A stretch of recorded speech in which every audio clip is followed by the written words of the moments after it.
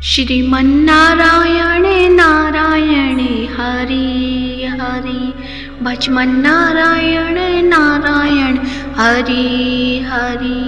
तेरी लीला है न्यारी न्यारी हरि हरि। श्रीमन्नारायण नारायण हरि हरि, भजमन्नारायण नारायण हरि हरि। जय श्री कृष्णा। नमस्कार प्रिय भक्तजनों, मैं नूपुर आप सभी का मायरा बॉयज चैनल में हार्दिक स्वागत करती हूँ। आप सभी को मायरा बॉयज चैनल की तरफ से श्रावण मास के शुक्ल पक्ष की पुत्रदा एकादशी व्रत की हार्दिक शुभकामनाएं। आप सभी का व्रत शुभ और फलदायक हो। आज की इस वीडियो में आप सुनेंगे पुत्रदा एकादशी की संपूर्ण व्रत कथा। तो इस कथा को पूरा भक्तिभाव और प्रसन्नचित मन के साथ पूरा अवश्य सुने। श्री युधिष्ठिर कहने लगे कि हे भगवान, मैंने श्रावण मास की कृष्ण पक्ष की कामिका एकादशी का सविस्तार वर्णन सुना।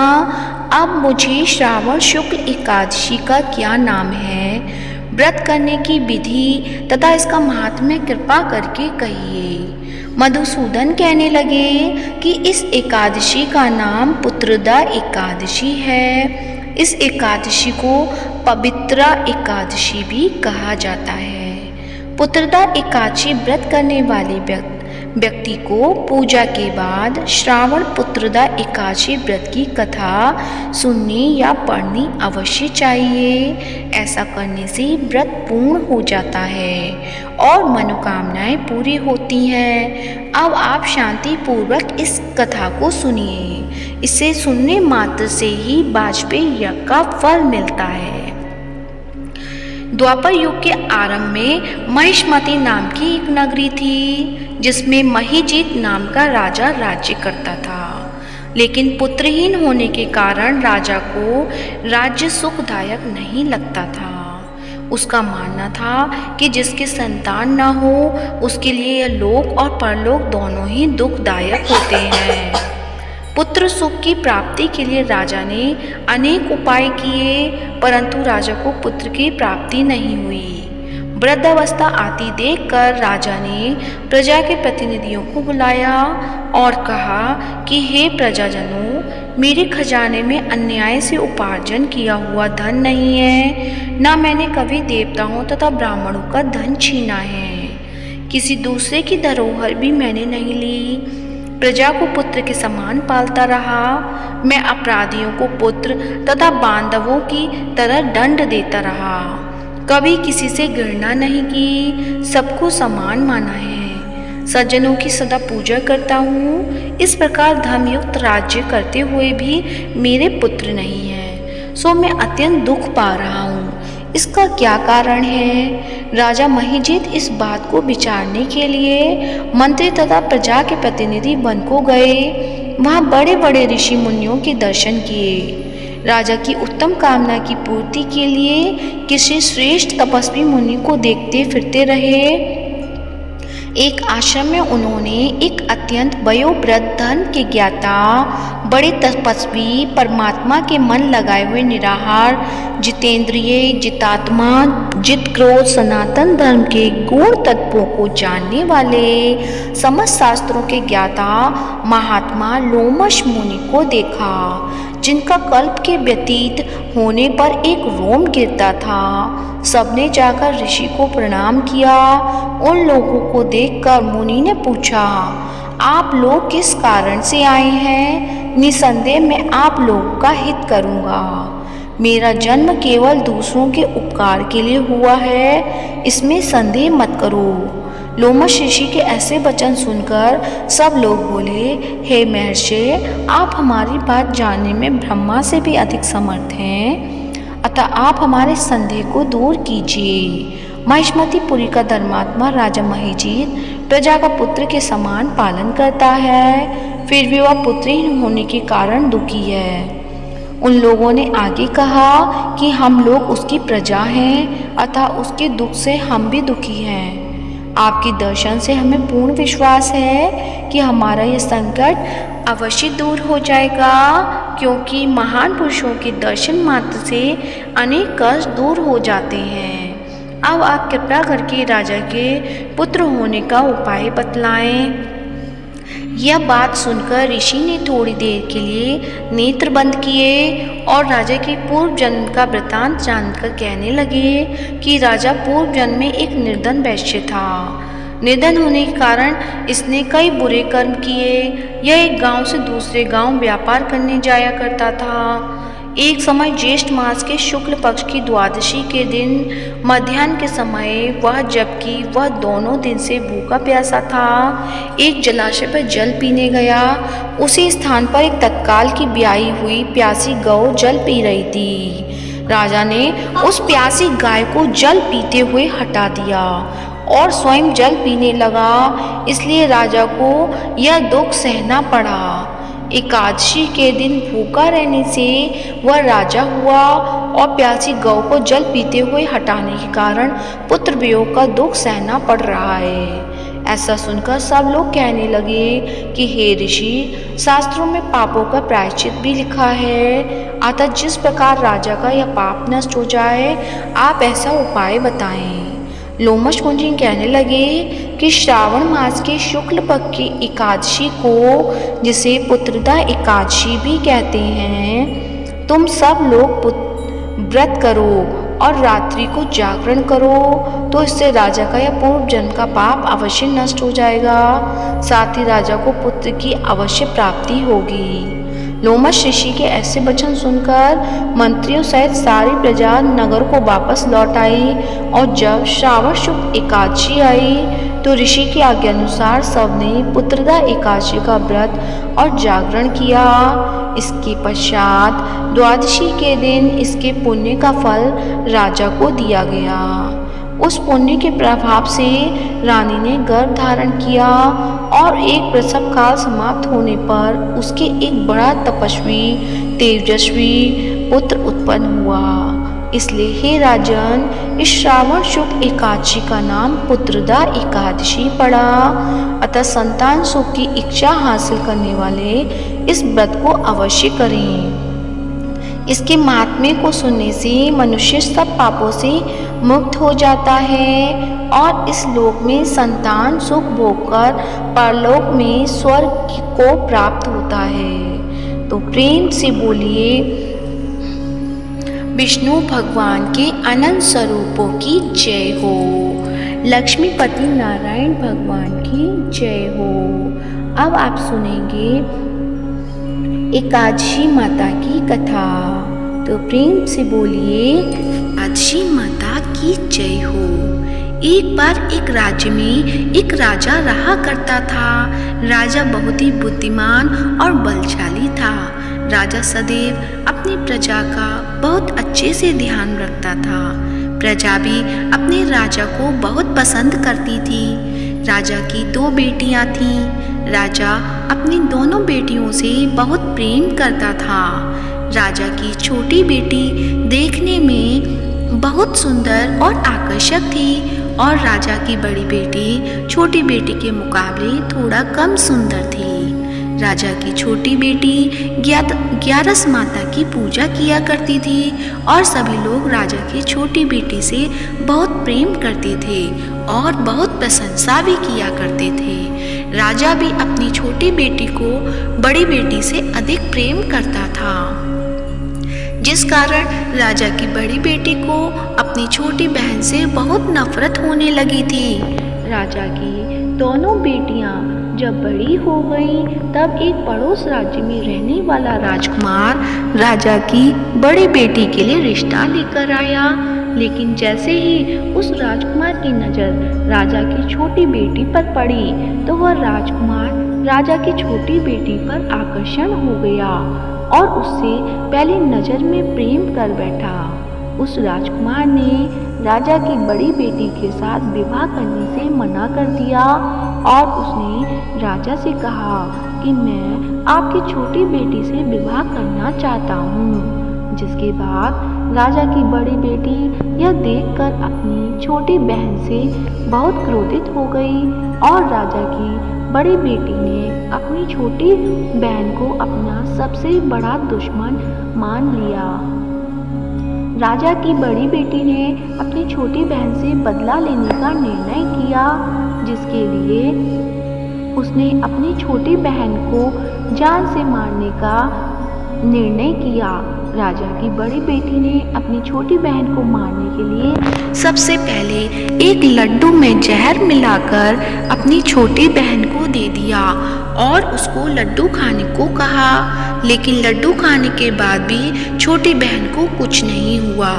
बड़ी बहन यह देखकर बहुत आश्चर्यचकित हो गई, लेकिन बड़ी बहन ने हार नहीं मानी और उसने जब रात में छोटी बहन अपने कमरे में सो रही थी तब एक मटके में सांप रखकर उसे मारने के लिए छोड़ दिया, लेकिन सांप भी छोटी बहन का कुछ नहीं कर पाया।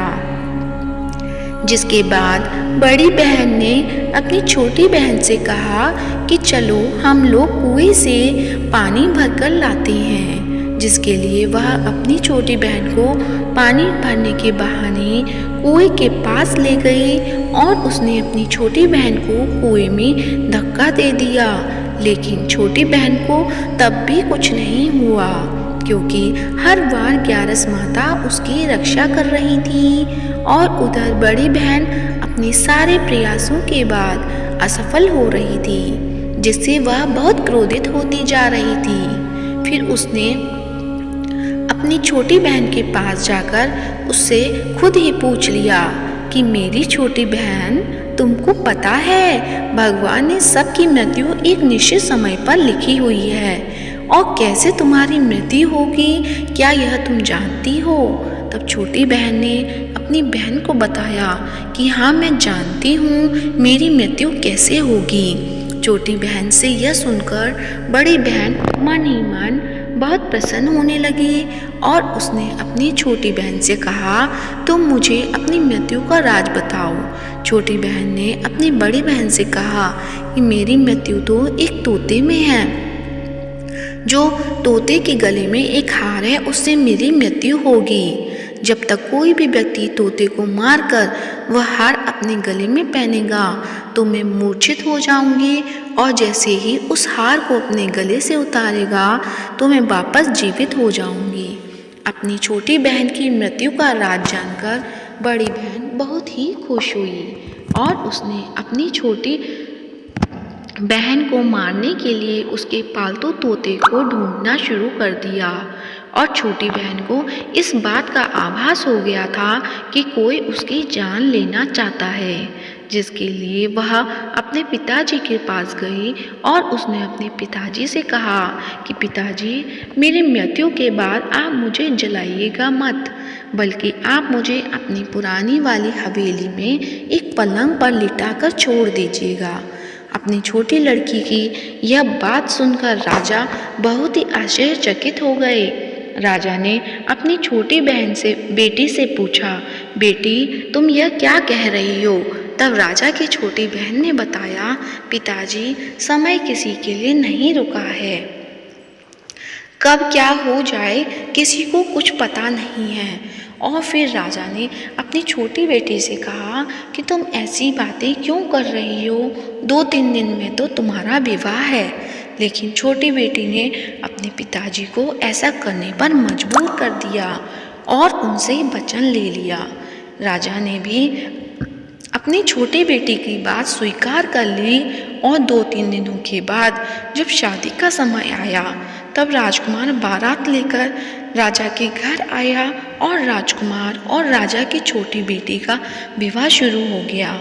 जैसे ही राजा की छोटी बेटी राजकुमार के साथ फेरे लेना शुरू करती है तो उसकी बड़ी बहन अपनी छोटी बहन के कमरे में जाकर उसके तोते को पकड़ लेती है और उसको जान से मार देती है। तोते की गले में जो हार था उसको अपने गले में धारण कर लेती है। जैसे ही बड़ी बहन उस हार को अपने गले में धारण करती है तो उधर छोटी बहन 3.5 फेरे ले पाती है और वहीं पर बेहोश होकर गिर जाती है। जिसके बाद राजा ने बड़े बड़े दर्द हकीमों को बुलवाया और अपनी छोटी बेटी का इलाज करने के लिए कहा। राजा की बात सुनकर वैद्य ने छोटी बेटी को जब चेक किया तो राजा ने को बताया कि छोटी बेटी ना तो जीवित है और ना ही मरी हुई है। यह मैं ऐसा पहली बार देख रहा हूँ। राजा ने वैद्य और हकीम को यह बात बाहर बताने से मना कर दिया और उनको कहा कि अगर तुमने यह बात किसी को बताई तो हम तुम्हें फांसी दे देंगे। राजा ने अपनी छोटी बेटी को पुराने महल में ले जाकर पलंग पर लिटा दिया और वहाँ पर कुछ सैनिकों को तैनात कर दिया। वापस अपने महल पर आ गया। राजा की बड़ी बेटी अपने पिताजी के पास आई और कहने लगी, पिताजी, अगर यह शादी संपन्न नहीं हुई तो आपकी इज्जत का क्या होगा? आप कहें तो मैं आपकी इज्जत बचाने के लिए राजकुमार से शादी करने के लिए तैयार हूँ। जिसके बाद राजा ने अपनी बड़ी बेटी की बात मान ली और राजा ने बड़ी बेटी को छोटी बेटी के कपड़े पहनाकर मंडप पर भेज दिया। लेकिन राजकुमार यह जान गया कि राजा की छोटी बेटी नहीं है बल्कि यह राजा की बड़ी बेटी है। लेकिन जब राजकुमार ने शादी करने से मना किया तो सभी लोगों ने राजकुमार को विवश करके राजा की बड़ी बेटी से बचे हुए फेरों को संपन्न करा दिया और विवाह करवा दिया। जिसके बाद राजकुमार राजा की बड़ी बेटी को अपने महल ले गया। राजकुमार राजा की बड़ी बेटी से ना तो बात करता था, ना ही उसको पसंद करता था, ना ही उसके आसपास भटकता था और राजकुमार ने यह फैसला कर लिया कि वह अपनी प्रेमिका को ढूंढ कर रहेगा और ये जानकर रहेगा कि उसके साथ क्या हुआ। एक दिन राजकुमार अपने घोड़े पर सवार होकर राजा के पुराने महल के पास पहुंच गया, जहां पर उसने कुछ सैनिकों को देखा। महल के पास जाकर पहुंचकर राजकुमार जब महल को ध्यान से देखा तो वह समझ गया कि यह तो हमारे ससुर जी का महल है। तब राजकुमार ने सैनिकों से पूछा कि तुम लोग यहाँ क्या कर रहे हो? इस महल के अंदर उस पलंग पर कौन लेटा है? जिसके बाद सैनिकों ने बताया कि यहाँ पर राजा की छोटी बेटी लेटी है। यह सुनकर राजकुमार बहुत प्रसन्न हो गया और वह तुरंत अपनी प्रेमिका के पास पहुंच गया और उसकी सेवा करने लगा। जैसे ही रात हुई तो राजा की छोटी बेटी उठकर खड़ी हो गई। राजकुमार यह देखकर बहुत खुश हो गया और उसने अपनी प्रेमिका से पूछा कि तुम यहाँ क्या कर रही हो? तुम मेरे साथ मेरे घर चलो। राजा की छोटी बेटी ने राजकुमार को सारी बातें बता दी कि मेरी जान एक तोते में बसी थी और मैंने यह बात सिर्फ अपनी बड़ी बहन को बताई थी और मुझे पता है कि उसने ही मुझे मारने का प्रयास किया है। उसके पास एक हार है जिसको वह सुबह पहन लेती है और रात को उतार देती है। जब तक वह हार को पहनकर रहती है तब तक मैं मूर्छित रहती हूँ और जैसे ही वह हार को उतार देती है तो मैं जीवित हो जाती हूँ और जब तक मेरी बड़ी बहन के पास वह हार है तब तक मैं ऐसे ही जीवित और मूर्छित होती रहूँगी। अगर मेरी बहन के पास जो हार वह मेरे हाथ में लग जाए तो मैं हमेशा के लिए जीवित हो जाऊँगी। राजकुमार की यह बात सुनकर राजा की छोटी बेटी के पास रहने का निर्णय ले लिया और उसने अपने बचे हुए सारे फेरे उस पलंग की लेटी राजकुमारी की छोटी बेटी के साथ ले लिए और अपना विवाह पूर्ण कर लिया और वहीं पर ही रहने लगा।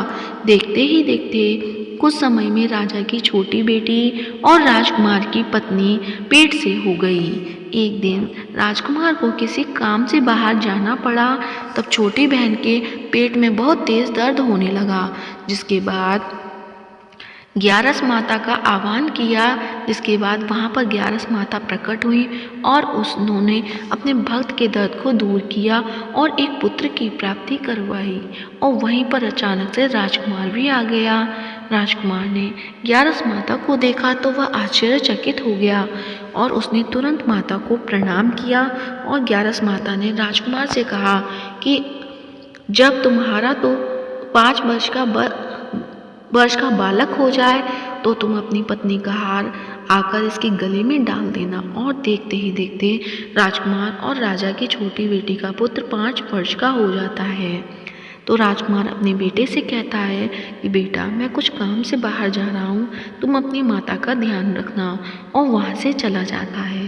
राजा को बाहर निकलता देख बड़ी बहन के सैनिक देख लेते हैं और बड़ी बहन को जाकर सारी बातें बता देते हैं। जिसके बाद बड़ी बहन अपनी छोटी बहन के पुत्र को वहाँ से उठवा लेती है और उसको मरवा देती है। छोटी बेटी के पुत्र के 2 टुकड़े करवा देती है।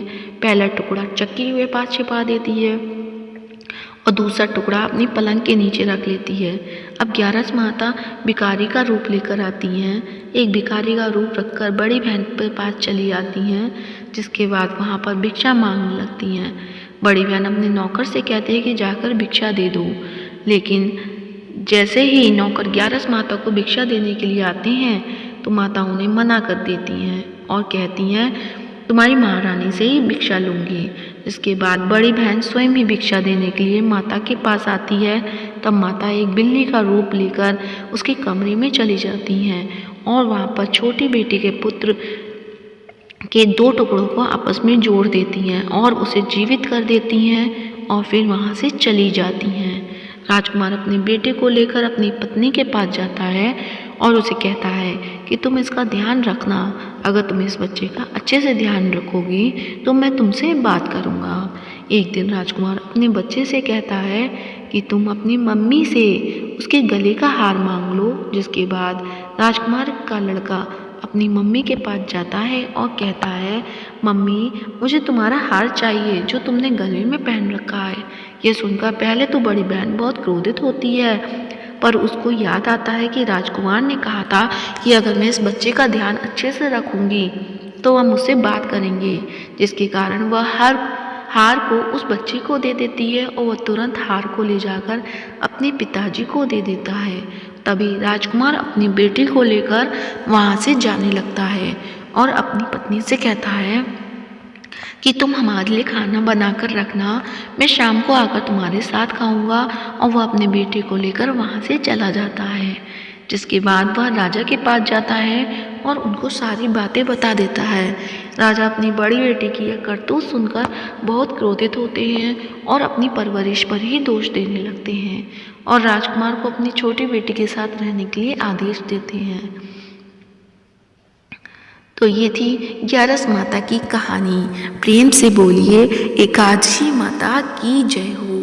अब सुनते हैं एकादशी माता की आरती। ओम जय एकादशी माता, मैया जय एकादशी माता। विष्णु पूजा व्रत को धारण कर शक्ति मुक्ति पाता। ओम जय एकादशी माता, तेरे नाम गिनाऊं देवी भक्ति प्रदान करनी। गण गौरव की देनी माता शास्त्रों में भरनी। ओम जय एकादशी माता, मार्गशीर्ष के कृष्ण पक्ष की उत्पन्ना विश्वतारिणी जन्मी। शुक्ल पक्ष में हुई मोक्षदा मुक्ति दाता बन गई। ओम जय एकादशी माता, पौष के कृष्ण पक्ष की सफला नामक है। शुक्ल पक्ष में होए पुत्रदा आनंद अधिक रहे। ओम जय एकादशी माता, नाम षटतिला माघ मास में कृष्ण पक्ष आवे। शुक्ल पक्ष में जया कहावे, विजय सदा पावे। ओम जय एकादशी माता, विजया फागुन कृष्ण पक्ष में शुक्ला आमल की। पाप मोचनी कृष्ण पक्ष में चैत्र महाबल की। ओम जय एकादशी माता, चैत्र शुक्ल में नाम कामदा धन देने वाली। नाम बरूधनी कृष्ण पक्ष में बैसाख महाबाली। ओम जय एकादशी माता, शुक्ल पक्ष में होए मोहिनी अपराज्येष्ठ कृष्ण पक्षी। नाम निर्जला सब सुख करनी शुक्ल पक्ष रखी। ओम जय एकादशी माता। योगिनी नाम आषाढ़ में जानो, कृष्ण पक्ष करनी। देवशयनी नाम कहायो, शुक्ल पक्ष धरनी। ओम जय एकादशी माता। कामिका श्रावण मास में आवे, कृष्ण पक्ष कहिए। श्रावण शुक्ला होय पवित्रा, आनंद से रहिए। ओम जय एकादशी माता। अजा भाद्रपद कृष्ण पक्ष की परिवर्तनी शुक्ला, इंद्रा अश्विन कृष्ण पक्ष में व्रत से भवसागर निकला। ओम जय एकादशी माता। पापांकुशा है शुक्ल पक्ष में आप हरनहारी। रमा मास कार्तिक में आवे, सुखदायक भारी। ओम जय एकादशी माता। देवठानी शुक्ल पक्ष की दुखनाशक मैया, पावन मास में करूं विनती, पार करो नैया। ओम जय एकादशी माता। परमा कृष्ण पक्ष में होती जन मंगल करनी।